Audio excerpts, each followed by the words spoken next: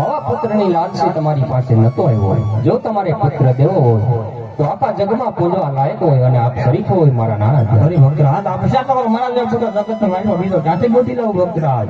હા મારા નાના, હજી કહીજો કે તમે આપેલા વસન બધા જૂઠા હતા. દ્વારકા છોડીને પાછો ચાલ્યો જાવ મારા નાના. કરો નહીં ભક્તરાજ, પ્રભુના આપેલા વસન પદ આપી જોઠણ છે. અરે તમે દેવે આવો મારો ભક્ત પદ આપી ખાલા છે તો એમ માટે જો તમને બીજા પણ હા મારા નાના. એ જા દે યમા જા એ હારી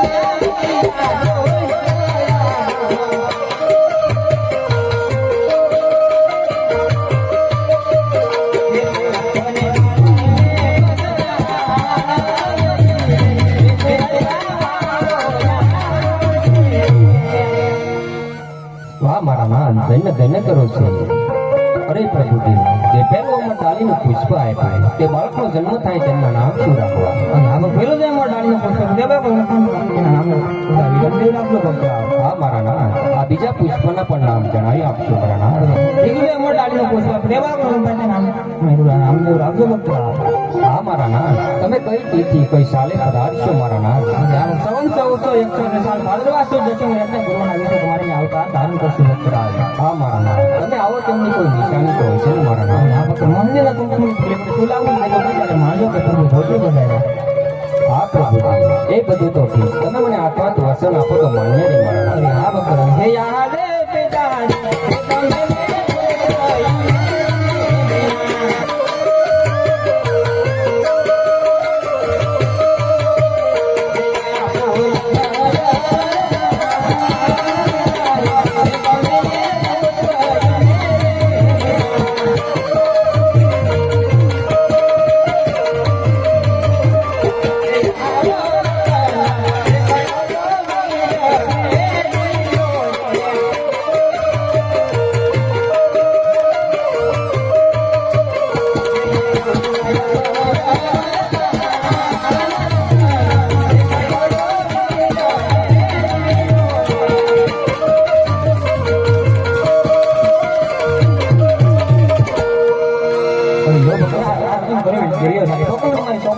જ્યારે મારી સમાધિનો સમય થાની પર ગયા રત્ન કરોડની એક ગેરીઓ મારી સમાધિ મારી પાસે મૂકી દીધો ભક્તરાજ.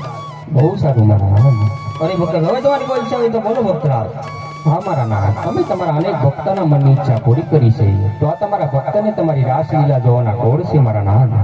અરે ગુરુદેવ, હમણાં કે 1600 ગોપીને બોલા મારા ભક્તના રાસના દર્શન કરાવો.